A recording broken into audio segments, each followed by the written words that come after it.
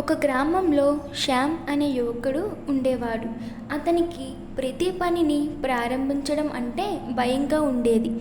ఏ పని చెయ్యాలన్నా ముందు ఎప్పటికీ ఆలోచనతోనే కాలం గడిపేసేవాడు. ఇది ఎలా చెయ్యాలి? చేస్తే ఏం జరుగుతుందో? పని సరైన రీతిలో జరుగుతుందా అని ఎన్నో అనుమానాలు, భయాలు పట్టించుకునేవాడు. అందుకనే ఏ పని అయినా మొదలు పెట్టకముందే వదిలేసేవాడు.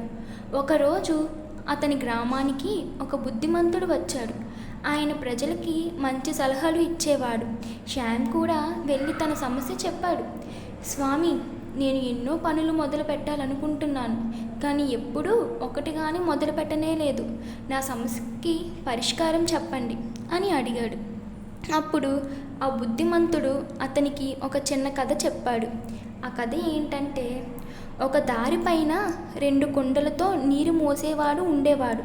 ఒక కుండ క్షీణించి పగిలిపోయింది, మరొకటి పూర్తిగా మంచిగా ఉంది. ప్రతిరోజు అతను నీటిని తీసుకొచ్చి ఇళ్ళకు పోయేవాడు.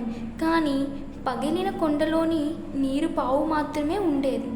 అప్పుడు పగిలిన కుండ అతనికి అది చెడ్డది అనిపించింది. ఒకరోజు పగిలిన కుండ నీటి మోసేవాడిని అడిగింది, నన్నెందుకు వాడుతున్నావు? నేను నీ పని బాగా చేయలేకపోతున్నాను కదా. నా వల్ల నీకు నష్టం జరుగుతుంది కదా, అయినా నేను ఎందుకు వాడుతున్నావు? ఆ నీటి మోసేవాడు చిరునవ్వుతో ఇలా అంది, నీవు ఈ దారి వెంట చూసావా? నీ పక్కన గులాబీ పూలు పూస్తున్నాయి. నువ్వు పగిలిన కుండవు కాబట్టి నీరు చిమ్మి ఆ పూలు పెరిగాయి. మరి నేను నీ అందం కూడా చూశాను. నువ్వు నీ బాధ్యతను ఏ విధంగానైనా నెరవేర్చావు. ఎంత చిన్న పని అయినా గొప్ప ఫలితం తీసుకొచ్చింది. ఈ కథలో మనకి అర్థమైంది ఏంటంటే, ఏ పని మొదలు పెట్టడానికైనా తిప్పలు పడకుండా సరికొత్తగా మొదలు పెట్టండి.